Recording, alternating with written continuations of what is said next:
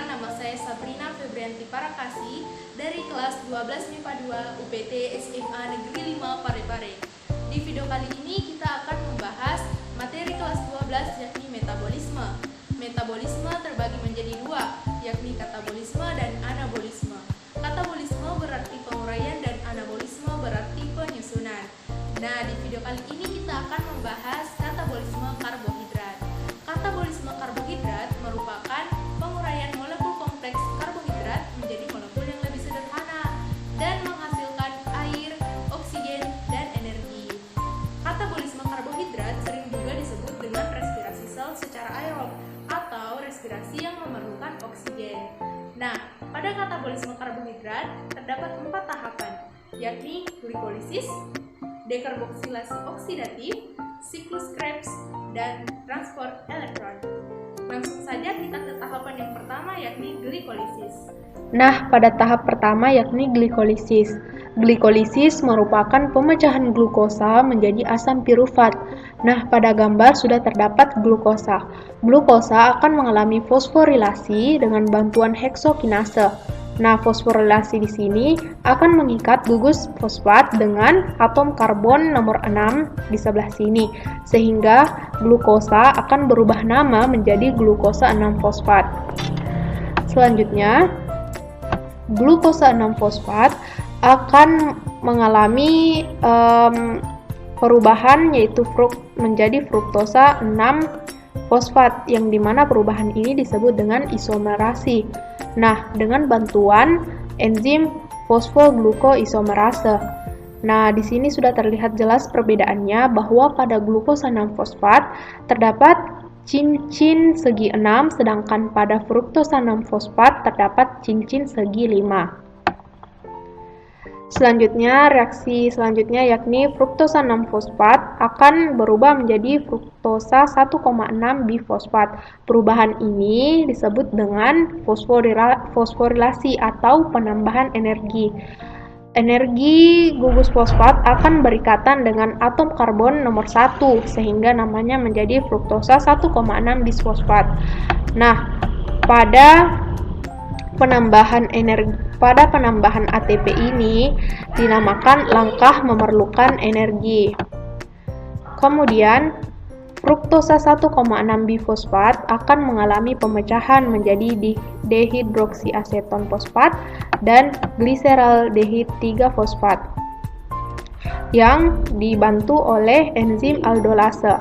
Nah, dehidroksiaseton fosfat ini akan berisomer dan berubah menjadi gliseraldehid 3-fosfat. Nah, oleh karena sudah berubah menjadi gliseraldehid 3-fosfat, akan memasuki reaksi selanjutnya, yakni gliseraldehid 3-fosfat akan berubah menjadi 1,3 bisfosfogliserat, yang dimana di sini terjadi pelepasan H+. Kemudian H+-nya akan berikatan dengan NADH. Kenapa 2? Karena terdapat 2 gliseraldehid 3-fosfat dari tahap sebelumnya. Kemudian di sini juga akan mengalami fosforilasi, yakni bertambahnya ATP pada rumus senyawa ini. Nah, gugus fosfat akan berikatan di atom karbon pertama, jadi namanya 1, bifosfogliserat. Kemudian 1, bifosfogliserat akan berubah menjadi 3 fosfogliserat. Nah, perubahan ini ditandai dengan pelepasan ATP. Nah, pelepasan ATP yang lepas tadi akan berikatan dengan ADP dan menghasilkan ATP. Nah, selanjutnya pada tahapan selanjutnya yaitu perubahan posisi dari fosfat yang tadinya berada di atom 3 sekarang berubah menjadi berada di atom 2 sehingga namanya 3 fosfogliserat berubah menjadi 2 fosfogliserat. Kemudian reaksi selanjutnya yakni mengubah 2 fosfogliserat menjadi fosfoenol pirufat. Nah, ditandai dengan lepasnya 2H2O dan dibantu dengan enzim enolase. Kemudian fosfoenol piruvat akan mengalami perubahan selanjutnya, yakni pelepasan ATP, sehingga pada hasil akhir ini akan menghasilkan pirufat. Nah, tahapan selanjutnya yakni dekarboksilasi oksidatif. Nah, hasil dari proses glikolisis adalah asam pirufat. Nah, asam pirufat ini berada di sitosol karena tahap glikolisis berada di sitoplasma sel. Nah, jadi dekarboksilasi oksidatif berada di mitokondria. Nah, di sini sudah terlihat bahwasanya ketika asam pirufat ini akan memasuki tahap dekarboksilasi oksidatif, di sini terdapat protein integral yang dimana akan melepas gugus karboksil atau CO2. Nah, tahap selanjutnya yakni pengikatan NAD dan H+ menjadi NADH. Kemudian masuknya koenzim A pada tahap dekarboksilasi oksidatif ini. Nah, koenzim A ini akan berikatan dengan asetil yang telah dipisahkan karboksilnya tadi, sehingga namanya menjadi asetil koenzim A. Nah, tahapan selanjutnya yakni siklus Krebs. Nah, bermula dari pirufat yang merupakan hasil dari glikolisis akan mengalami dekarboksilasi oksidatif dan menghasilkan asetil koenzim A. Nah, asetil koenzim A ini yang akan berlangsung ke siklus Krebs. Asetil koenzim A akan melepaskan koenzim A-nya dan berikatan dengan oksaloasetat. Oksaloasetat hasil pengikatan asetil dan oksaloasetat yakni sitrat. Kemudian sitrat akan diubah menjadi isositrat menggunakan enzim akonitase. Setelah itu, isositrat akan melepaskan atom hidrogennya dan berikatan dengan NAD+ menghasilkan NADH dan akan melepaskan karboksilnya yang berupa karbon dioksida atau CO2. Kemudian, isositrat setelah melewati pelepasan ini akan berubah menjadi alfa ketoglutarat. Nah, pada tahapan berikutnya, alfa ketoglutarat akan melepaskan atom hidrogennya. Atom hidrogen ini yang akan berikatan dengan NAD+ menghasilkan NADH. Kemudian akan melepaskan gugus karboksilnya berupa karbon dioksida. Nah, setelah pelepasan ini akan mengikat kembali koenzim A, sehingga namanya menjadi suksinil koenzim A. Kemudian pada tahapan selanjutnya, koenzim A dilepaskan agar mempermudah GDP untuk mengikat fosfat menghasilkan GTP. Hal ini serupa dengan ketika ATP menyumbangkan gugus fosfatnya kepada ADP. Kemudian dari suksinil koenzim A berubah menjadi suksinat. Suksinat ini akan melepaskan dua atom hidrogennya yang akan berikatan dengan FAD dan menghasilkan fumarat. Fumarat ini akan dimasukkan H2O atau air dan menghasilkan malat. Nah, di malat ini akan terjadi pelepasan H+ lagi menjadi NADH. Nah, setelah pelepasan ini, maka hasil akhirnya yakni oksaloasetat.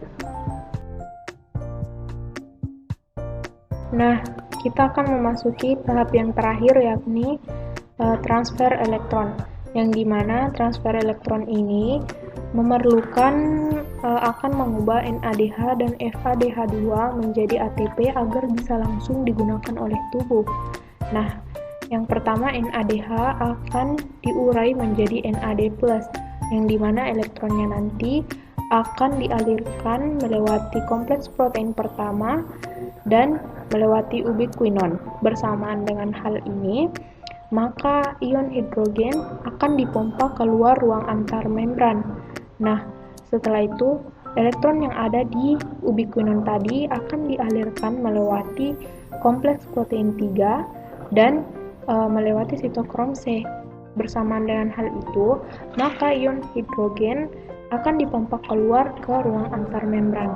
Nah, selanjutnya dari sitokrom C akan dialirkan melewati kompleks protein 4 dan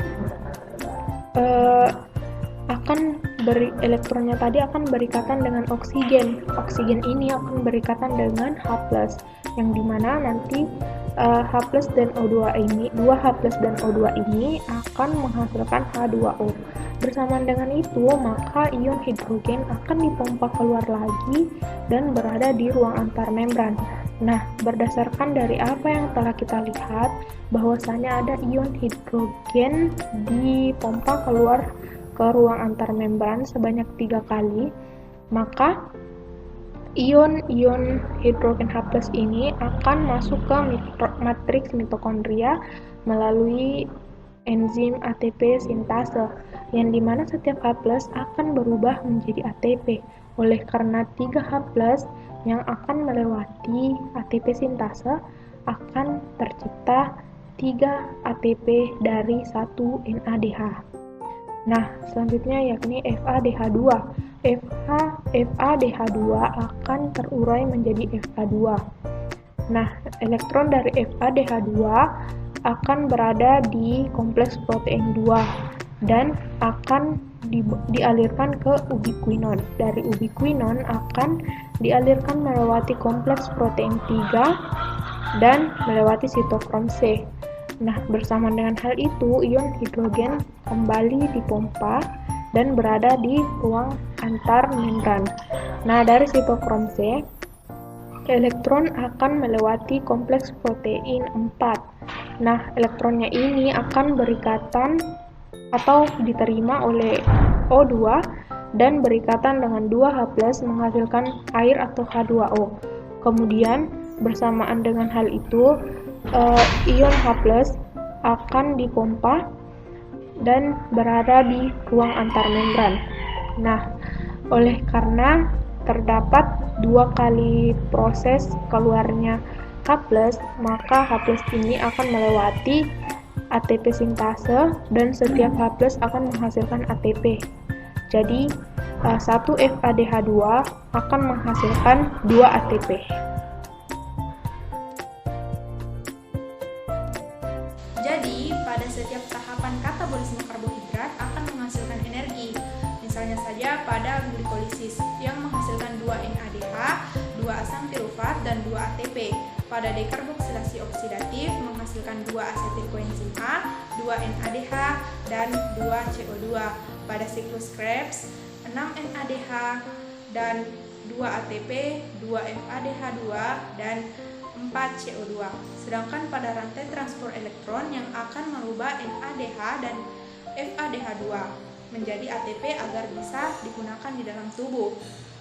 Nah, pada glikolisis yang tadinya 2 NADH akan dirubah menjadi 6 ATP. Pada dekarboksilasi oksidatif, 2 NADH akan dirubah menjadi 6 ATP.